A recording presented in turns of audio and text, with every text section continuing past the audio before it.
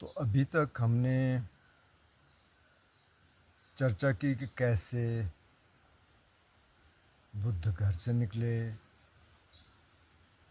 फिर वो दो टीचर से मिले, अलार कलाम और उदक रामपुत। उन्होंने उनसे समाधियाँ सीखी, बहुत गहरी समाधियाँ। लेकिन उन्होंने कहा समाधि से उनके सारे विकार समाप्त नहीं हुए और उनको तो सारे विकार ख़त्म करने हैं, ताकि ये पुनर्जन्म का जो सिलसिला है, जिसको वो संसार कहते हैं, ये ख़त्म हो जाए। तो फिर वो बोध गया गए, वहाँ उन्होंने ध्यान किया, ध्यान ढूंढा नया, और उसके बाद वो निर्वाण को प्राप्त हुए। यानी कि निर्वाण उनको प्राप्त हुआ, मोक्ष प्राप्त या मुक्ति या ज्ञान प्राप्त हुआ। वो सारे जन्म और मृत्यु का सारा जो क्षेत्र है उसको जान गए। उसके बाद उन्होंने डिसाइड किया कि वो जो 5 उनके साथी थे उनको धर्म सिखाना चाहिए। धर्म का मतलब ध्यान, जो शिक्षा है। धर्म का मतलब ऑर्गेनाइज्ड रिलीजन से नहीं मतलब है, धर्म का मतलब ध्यान। धर्म का वही मतलब था, शिक्षा या जो प्रकृति के कानून है उस वो था धर्म का मतलब। तो गए तो ये पंच वर्गीय भिक्षु, यानी जो 5 भिक्षु थे, ये सारनाथ में थे। सारनाथ मतलब वाराणसी के पास है, तो बनारसी कहा जाता था उस समय। तो जब बुद्ध उधर से जा रहे हैं तो ये इन भिक्षुओं ने देखा बुद्ध को आते हुए, तो बोले अरे वो आ गया है, क्योंकि इनकी नज़र में वो भोग विलासी हो गए थे, क्योंकि उन्होंने खाना स्वीकार कर लिया था। तो इन्होंने कहा कि अभी तो खाना खाने लग गया, अभी तो फिर से इंडल्ज हो गया भोग विलास के जीवन में। सिर्फ एक खाना है, ठीक ठाक खाना, एक दिन में। खैर, तो इन्होंने कहा अच्छा वो आएगा ना, कुछ नहीं बोलना उसको, बस चुपचाप रहना है। लेकिन जब बुद्ध और नज़दीक आए तो फिर उन्होंने कहा अच्छा चलो आसन बिछा देते हैं, ठीक है, बैठ जाएगा अपना। फिर और नज़दीक आए तो फिर उन्होंने नमस्ते की, फिर बुद्ध बैठे। फिर बुद्ध ने उनसे कहा कि भाई मैं बुद्ध बन गया हूँ, यानी ये व्यक्ति जो है बुद्ध बन गया है। तो देखा उनकी नज़र में थोड़ा सा संदेह है, तो बुद्ध ने उनसे कहा देखो आप 6 साल मेरे साथ रहे? बोले हाँ जी। तो मैंने इससे पहले ये घोषणा की कि मैं बुद्ध बन गया? बोले नहीं। तो बोले इन 6 सालों में मैंने किसी तरह का झूठ बोला? बोले नहीं। इन 6 सालों में मैंने किसी शील का उल्लंघन किया? बोले नहीं। तो बोले मैं अब क्यों करूँगा? हाँ वो बात तो सही है, तार्किक है। तो फिर वो सुनने को राजी हुए। तो जब सुनने को राजी हुए तो बुद्ध ने फिर प्रथम प्रवचन दिया, पहला सूत्र। क्या पहला सूत्र है, इसकी हम एक चर्चा कर चुके हैं पहले किसी वीडियो में। 4 आर्य सत्य। उन्होंने कहा ये दुख है, दुख का समुदय है, मतलब इसका कारण है, दुख का निवारण है, और दुख निवारण का ये अष्टांगिक मार्ग है, जिसको सम्यक दृष्टि, सम्यक संकल्प, सम्यक वाणी, सम्यक कर्म, सम्यक आजीविका, सम्यक व्यायाम, मतलब कि एफर्ट, कोशिश करनी पड़ती है। सम्मा सती, आपने माइंडफुलनेस सुना होगा, सती का ट्रांसलेशन है माइंडफुलनेस इंग्लिश में। और सम्मा समाधि, समाधि आप लोग जानते होंगे कि जब मन थोड़ा सा एकाग्र होने लगे, मन के विचार थोड़ा कम होने लगे और आगे चल के समाप्त भी हो जाते हैं विचार, रुक भी जाते हैं कुछ देर के लिए, तो वो समाधि हुई। ये अष्टांगिक मार्ग है। तो जब वो इसको बता रहे थे तो एक भिक्षु उनमें से, कौंडन्य भिक्षु, उनको सोतापन की डुबकी लग गई। मतलब जो पहली स्टेज है इनलाइटनमेंट की, पहली स्टेज है निर्वाण की, वो है सोतापन। मतलब कि एक बार उसको डुबकी लग गई। तो ऐसी 4 स्टेजेज हैं, सोतापन्न, सकदागामी, अनागामी और अरहंत। अरहंत बन गया तो मतलब सारे विकार खत्म हो गए, सोतापन्न बने तो कुछ विकार खत्म हो गए, उसकी चर्चा कभी करेंगे। तो उनको एक डुबकी लग गई, तो इसी को बोला धर्म चक्र प्रवर्तन, मतलब कि धर्म का जो चक्र है, जो चक्का है, वो चल पड़ा, क्योंकि बुद्ध हुए और बुद्ध के बाद एक और को दिख गया। निर्वाण का जो पहली स्टेज है उसका साक्षात्कार हो गया। तो यहाँ से इसको कहा गया धर्म चक्र सूत्र, धर्म चक्र प्रवर्तन सूत्र। तब मुख्य रूप से ये 4 आर्य सत्यों की देशना थी। तो दुख क्या है? तो बुद्ध ने कहा कि भाई जाति पे दुख, जरा पे दुख, व्याधि पे दुखं, मरणम पे दुखं, विप्ये ही संपयोगोपि दुखो, पिये ही विपयोगोपि दुखो, यम पिच्छिंग न लभति तम पे दुखं, संखितेन पंच उपादान खंदा दुखा। तो वो कहते हैं कि जाति मतलब कि जन्म ही दुख से होता है, माँ भी दुख में, बच्चा भी दुख में। जरा यानी बुढ़ापा दुख है, अगर बुढ़ापे तक कोई पहुँचा, अगर उससे पहले ही चल दिया तो जाहिर है कि बुढ़ापे का दुख तो नहीं होगा, लेकिन उसको मरने का दुख होगा। मरणम पे दुखम, मरने का बहुत दुख होता है। व्याधि पे दुख, यानी कोई भी बीमारी आ जाए उसका दुख है। विप्य ही संपयोगों पे दुख, यानी जो जो हमारी इंद्रियों को पसंद नहीं है। आँख को कोई दृश्य पसंद नहीं है, कान को कोई आवाज़ पसंद नहीं है, नाक को कोई गंध पसंद नहीं है, जीभ को कोई स्वाद पसंद नहीं है, त्वचा को कोई स्पर्श पसंद नहीं है, और मन को कोई विचार पसंद नहीं है, तो वो दुख है। और आप थोड़ा सा अगर देखें तो जितना दुख मन देता है, मन के विचार देते हैं, कई तरह के विचार आते हैं, कई बार लगता है विचार क्यों आया, अरे बहुत ख़राब विचार है। तो जितना दुख हमारा मन हमको देता है उतना दुख शायद और कोई चीज़ नहीं देती।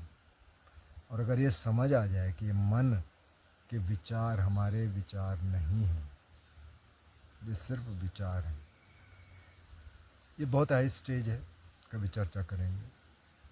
तो अगर ये समझ आ जाए तो काफ़ी सारा बर्डन ख़त्म हो जाएगा। तो खैर, तो उन्होंने कहा ये दुख है, जो जो नहीं मिला, जो जो हमने चाहा नहीं मिला उसका दुख है। और संखितेन पंच उपादान खंदा दुखा, मतलब संक्षिप्त में जो ये 5 चिपकाव के स्कंद हैं, जो 5 हिस्से हैं, मतलब एक तो शरीर है।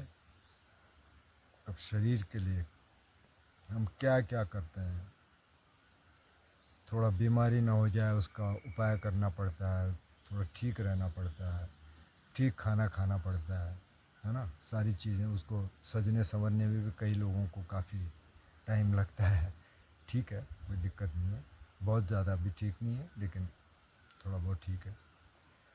तो एक तो शरीर स्कंद बोला, और फिर मन के 4 स्कंद, मतलब एक तो संज्ञा बोला, जिसको परसेप्शन कह सकते हैं, यानी कि हमने कोई चीज़ देखी, कोई दृश्य देखा और तुरंत एक इवेल्युएशन होता है, तुरंत एक मूल्यांकन होता है। और फिर एक दूसरा स्कंद, दूसरा हिस्सा सिर उठाता है, उसका नाम बोला वेदना। पुरानी भाषा में, अब आज की भाषा में बोलेंगे तो संवेदना, यानी सेंसेशन, यानी कोई भी अनुभूति शरीर में हो, दूसरा हिस्सा हो गया। फिर तीसरा हिस्सा संस्कार, यानी इन संवेदनाओं के आधार पर एक संस्कार बनता है। अगर कोई बहुत सुखद अनुभव हुआ तो बहुत उस तरह का संस्कार बनेगा, कोई दुखद अनुभव हुआ तो उस तरह का संस्कार बनेगा, और कोई अदुखद असुखद अनुभव हुआ तो उस तरह का संस्कार बनेगा। तो बुद्ध कहते हैं कि 3 तरह की संवेदनाएं हैं। एक तो सुखद संवेदना है, एक दुखद संवेदना है, और एक अदुखद असुखद संवेदना है, जिसको न्यूट्रल सेंसेशन बोल सकते हैं। तो उसका कोई ऐसा संस्कार बनेगा नहीं। और तब चौथा हिस्सा है विज्ञान, जिसको कहा, यानी कॉन्शियसनेस बोलेंगे तो ज़्यादा समझ आएगा। तो कॉन्शियसनेस वो हिस्सा है जिसने इस सब को जाना। पूरे एक्सपीरियंस को जान लिया।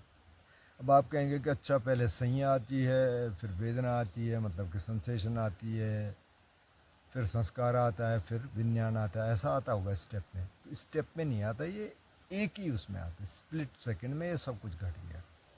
हो सकता है कि किसी पे संस्कार न बने, लेकिन ये जो तीन है, संज्ञा है, वेदना है मतलब कि सेंसेशन है, और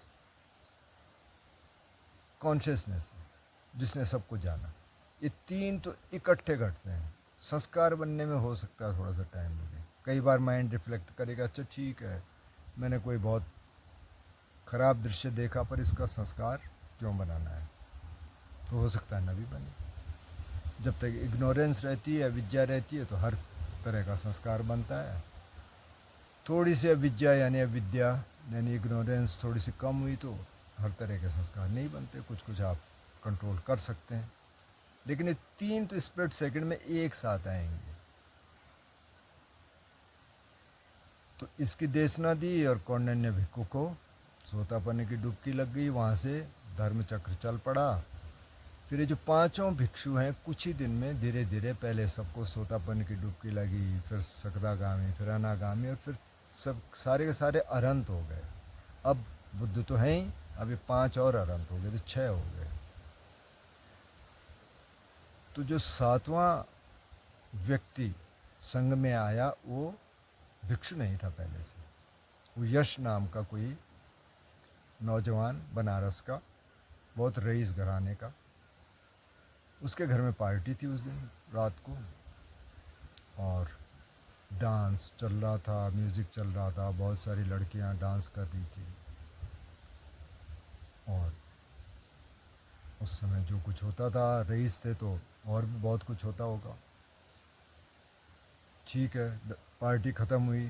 अब इसकी रात को ना नींद खुली, और इसने देखा कि जो डांसर थे बहुत खूबसूरत लग रहे थे, सिंगर थे बहुत खूबसूरत लग रहे थे, कोई कहीं सोया है, कोई कहीं लेटा है, किसी के मुंह से लार टपक रही है, किसी के मुंह से झाग निकल रहा है, अजीब सी स्थिति में।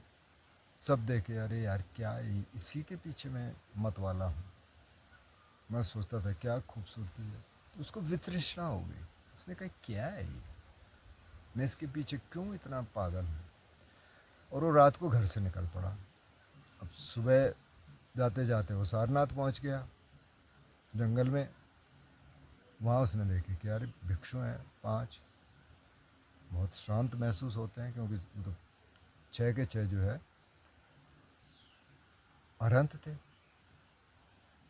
तो गए, नमस्ते वगैरह हुई, उन्होंने कहा आइए। बुद्ध ने देख लिया उसका मानस कि ये अभी देशना सुनने के लिए तैयार है, क्योंकि इसके मन में अभी विरक्ति का भाव है। और उसको देशना दी, उसको थोड़ा धर्म सिखाया, मतलब कि ध्यान सिखाया, और उसको भी सोतापन की डुबकी लग गई। तो अब संघ में 7 लोग हो गए। तो फिर वो वर्षावास, वर्षावास का मतलब 3 महीने का वर्षावास होता है। वैसे होता 4 महीने का है, लेकिन 1 महीना थोड़ा सा रिलैक्स रहता है। 3 महीने उनको वहीं रहना पड़ता है, जहाँ जो लोकेशन आपने चुनी वहीं 3 महीने बिताने हैं। अगर कोई इमरजेंसी हो गई तो अलग चीज़ है, अदरवाइज़ 3 महीने वहीं रहेंगे। तो वो वर्षावास वहाँ किया। फिर कुछ और लोग जुड़े और भिक्षु बने, कुछ गृहस्थ जुड़े, तो गृहस्थों में ध्यान गया, गृहस्थों में शील समाधि प्रज्ञा की देशना की, और धीरे धीरे धीरे धीरे संघ बड़ा होता गया। काफ़ी लोग जुड़ने लगे। फिर दूसरे तीसरे चौथे साल संघ काफ़ी बड़ा हो गया, काफ़ी भिक्षु अरहंत हो गए। फिर बुद्ध को कुछ रूल्स भी बनाने पड़े। हालांकि 5 शील उन्होंने शुरू में ही बना दिए थे, मतलब जो ये पहला जो सूत्र दिया उसमें तो नहीं थे, क्योंकि ये सारे लोग तो शील का पालन करने वाले थे, उनके लिए शील का कोई मतलब अलग से बनाने की ज़रूरत थी नहीं। लेकिन बाद में उन्होंने कहा 5 शील बनाए, यानी हिंसा नहीं करेंगे, चोरी नहीं करेंगे, व्यभिचार नहीं करेंगे, मतलब नो सेक्सुअल मिसकंडक्ट। अगर आप का संबंध किसी एक स्त्री से है या एक पुरुष से है तो वहीं उतना ही रखें, मल्टीपल रिलेशंस न बनाएं, वो सेक्सुअल मिसकंडक्ट हो गया। या ज़बरदस्ती न करें किससे, वो भी सेक्सुअल मिसकंडक्ट हो जाएगा। झूठ नहीं बोलेंगे और नशा नहीं करेंगे। ये 5 शील बुद्ध ने शुरू में रखे। ये भिक्षुओं के लिए भी 5 ही थे और भिक्षुणियों के लिए भी 5 ही थे और गृहस्थों के लिए भी 5 ही थे। लेकिन अभी गृहस्थों के लिए तो 5 ही है, लेकिन जो थेरावाद के भिक्षु हैं उनके लिए 227 शील हैं और भिक्षुणियों के लिए 312 शील हैं। और जो अलग अलग ब्रांचेज हैं बुद्धिज़्म की, महायाना, जैन, वज्रयाना और भी जैन के अलग अलग स्कूल्स हैं, चान, तो उनके अपने अलग अलग शील हैं। धीरे धीरे बाद में डेवलप हुए, कुछ कम हो गए, कहीं कुछ इधर उधर हो गया, लेकिन ये जो 5 शील हैं ये सब जगह हैं, अभी भी हैं। तो उसकी चर्चा भी करेंगे कि 312 शील जो भिक्षुओं के हैं और 212 जो भिक्षुओं के हैं, ये कैसे बने, क्यों बने, इनका महत्व क्या है। हालांकि भिक्षुओं का डोमेन है, हम गृहस्थ हैं तो, लेकिन उसकी चर्चा तो कर ही सकते हैं। तो वो फिर थोड़ा आगे बात करेंगे उसकी। ये भी बात करेंगे कि शील का महत्व क्या है। और इस सीरीज़ का ये मतलब नहीं है कि हम इसको लंबा खींचते रहें और सारी कहानियाँ बताते रहें। इस सीरीज़ का मतलब ये है कि जो कोर टीचिंग बुद्ध की है हम उसकी बात करें, तो धीरे धीरे हम उस पे आएंगे। अभी नोबल ट्रुथ्स जो 4 आर्य सत्य हैं, बेसिकली इसमें सारी कोर टीचिंग है। और फिर वो एक्सपेंड होता गया और कहते हैं कि थेरावादा के हिसाब से 84,000 प्रवचन हैं बुद्ध के। अब थोड़ा अतिशयोक्ति भी होगी तो फिर भी कह सकते हैं कि अगर 84 ना भी होंगे तो 40-50 हज़ार तो होंगे। अब मतलब कुछ कुछ प्रवचन तो 2 लाइन के भी हैं, 3 लाइन के भी हैं, 4 लाइन के भी हैं, तो वो भी प्रवचन ही है। अब जैसे धम्मपद की 1 वर्ष 1 प्रवचन हो गया, तो उस हिसाब से देखें तो बहुत सारे बन जाएंगे। और कुछ कुछ बहुत लंबे प्रवचन भी हैं, कई कई घंटे लग जाएंगे सुनने के लिए। कुछ थोड़ा बीच बीच के हैं, कुछ थोड़ा कम है। तो कुल मिला के तो इतना हमारा ये उद्देश्य नहीं है कि हम सारी उनकी व्याख्या करें, इतना मुझे आता भी नहीं है। मैं कोई स्कॉलर नहीं हूँ बुद्धिज़्म का, मैं बस अध्ययन कर रहा हूँ। और मुझे महसूस हुआ कि जो कोर टीचिंग है अगर उसका आपको पता है बस उतना शायद काफ़ी है। अगर सीरियसली कोई इस दिशा में जा रहा है तो, सीरियसली कोई ध्यान के मार्ग में जा रहा है। इसका मतलब ये नहीं है कि आप ज़िंदगी छोड़ के और सारे काम धाम छोड़ के उस पर लग जाएं। नहीं, सारा करते हुए आप ध्यान के मार्ग में जा सकते हैं। तो उसके लिए अलग से कुछ करने की ज़रूरत नहीं है, बस थोड़ा सा संयमित रहने की ज़रूरत है, थोड़ा जानने की ज़रूरत है बुद्ध ने कहा क्या। तो आज इस सीरीज़ में इतना रखते हैं, फिर अगले उसमें शील की बात करेंगे कि शील को बुद्ध ने इतना महत्वपूर्ण क्यों माना। आज इतना ही।